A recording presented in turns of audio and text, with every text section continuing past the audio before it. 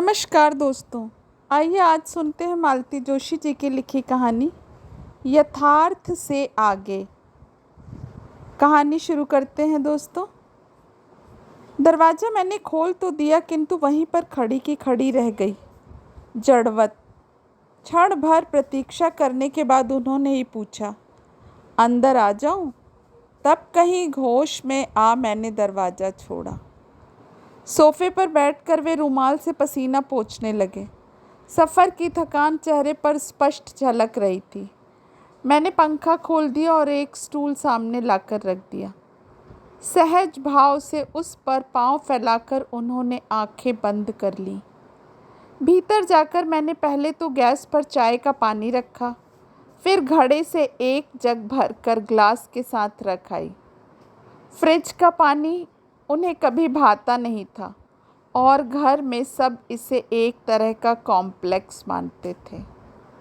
रसोई घर में लौटकर मैंने चाय बनाई, खूब स्ट्रॉन्ग, चीनी कम, दूध अधिक, सारा फार्मूला जैसे रटा हुआ था।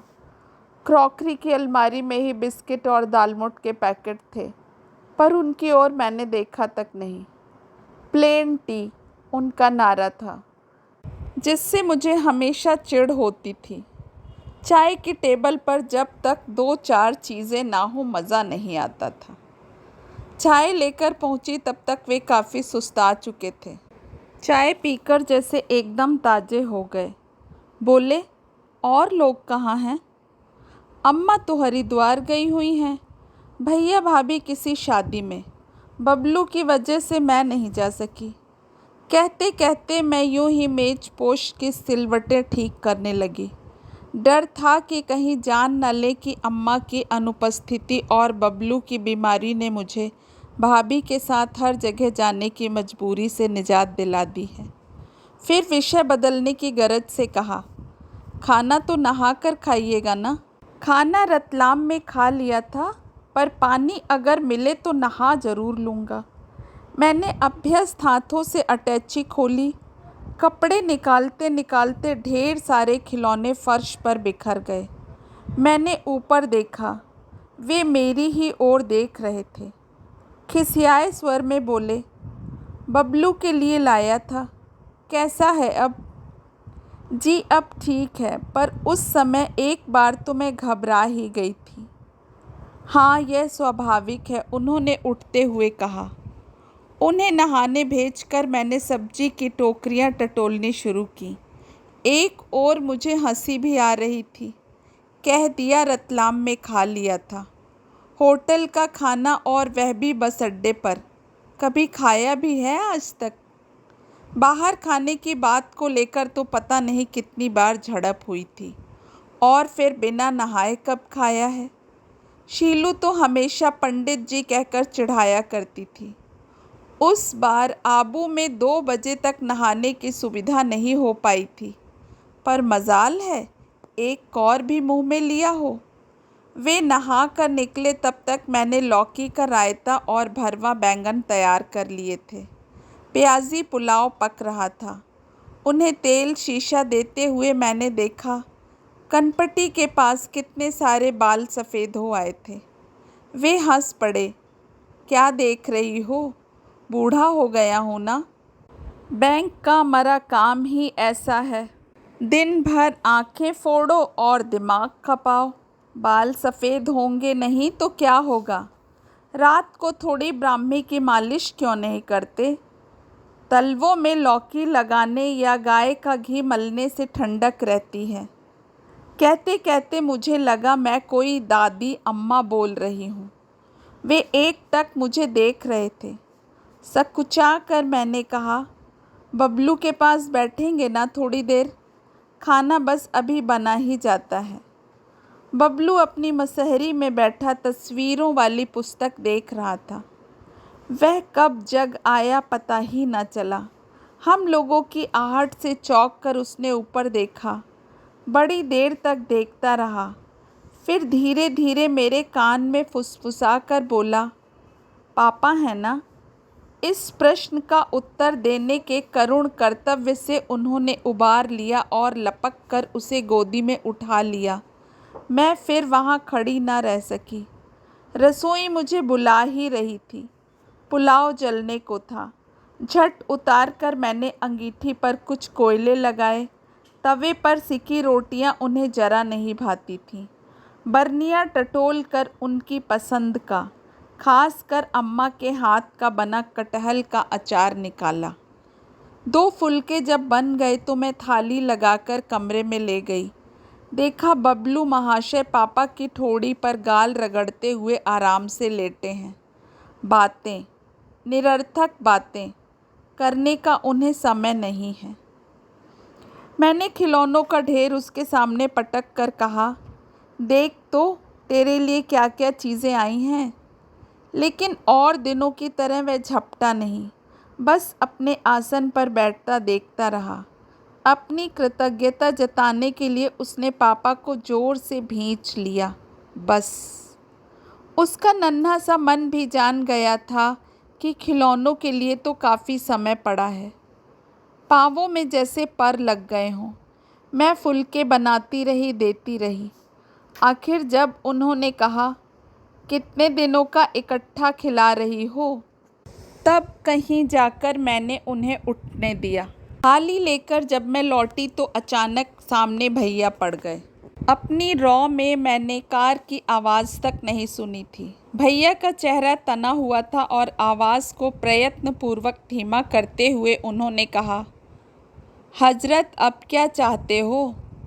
बच्चे को देखने आए हैं। मैंने जैसे दीवार को जवाब दिया। मेरे स्वर से भैया चौंके और चुपचाप बाहर चले गए। पिछले 2 घंटों से मैं जैसे किसी कल्पना लोक में थी और अब मेरे पांव ज़मीन पर आ लगे।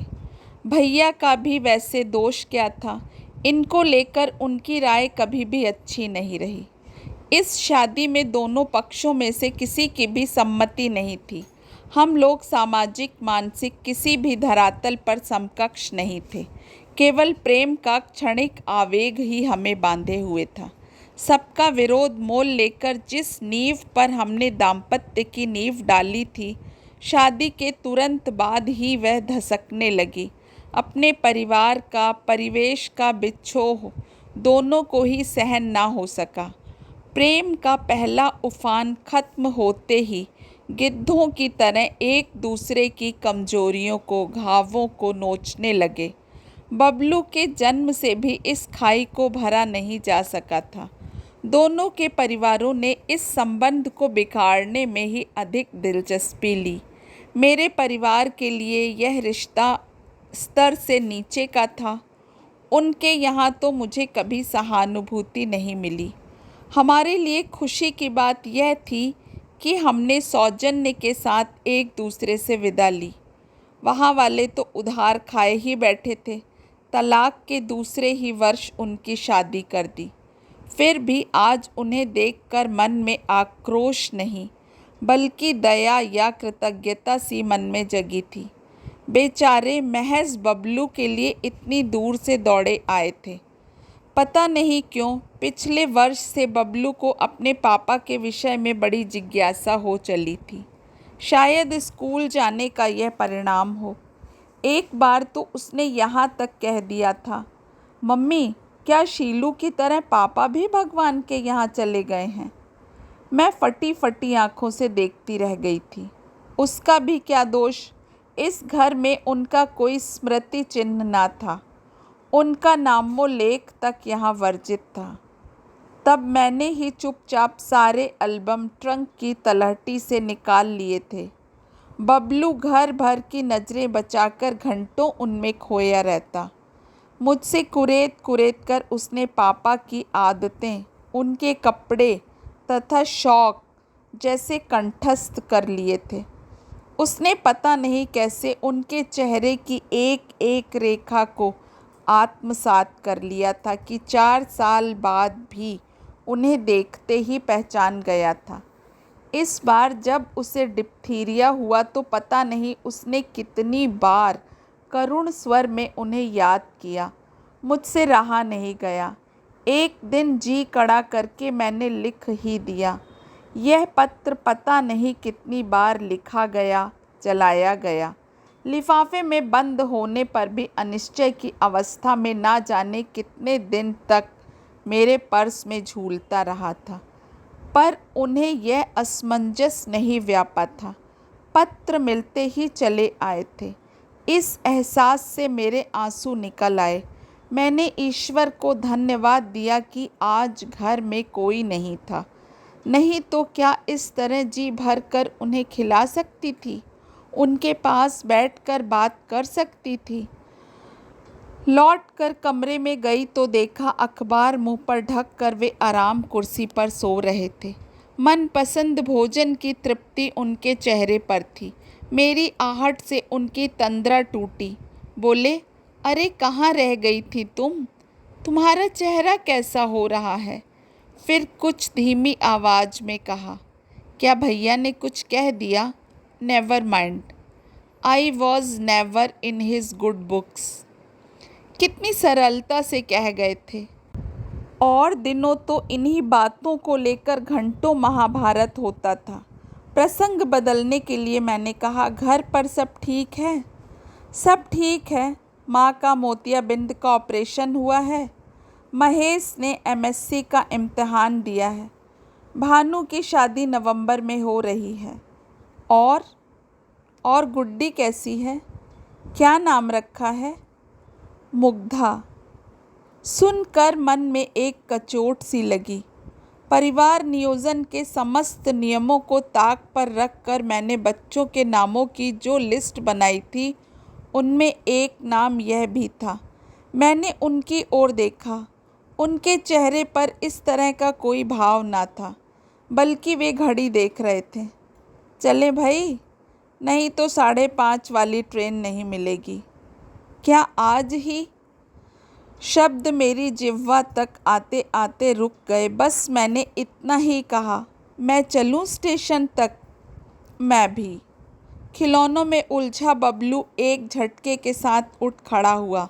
अभी उसे हम लोग बाहर नहीं ले जाते थे, पर आज ये सब फालतू बातें सोचने का समय नहीं था। तैयार होकर हम निकले, पर धूप चिलचिलाती हुई थी। कोल तार की सड़क एकदम चमचमा रही थी। उन्होंने बबलू को उठा लिया था। अटैची मेरे हाथ में थी। इस तरह चलना कितना भला मालूम हो रहा था। दूसरी ओर धूप का ख्याल ना होता तो मैं टैक्सी भी ना करने देती। स्टेशन पर हमेशा की तरह हाय तौबा का वातावरण था। उन्होंने पर्स मुझे देते हुए कहा, तुम टिकट लेकर आ जाओ, हम प्लेटफॉर्म पर चलते हैं। धक्का मुक्की में टिकट लेकर जब प्लेटफॉर्म पर आई तो देखा स्टेशन के कोने पर दूर लकड़ी की बेंच पर दोनों बैठे हैं। मैं भीड़ को चीरती पास तक आ गई, पर अपनी बातों में दोनों ऐसे उलझे थे कि मुझे देखा तक नहीं। बबलू ही बोल रहा था, वे तो बस श्रोता बने बैठे थे। दोस्तों की बातें, मास्टर जी की तारीफ, नानी का लाड़ दुलार, मामा का नियंत्रण और मामी का रूखापन, बारी बारी से सबका वर्णन हो रहा था। कई बातें तो मेरे लिए भी नई थीं।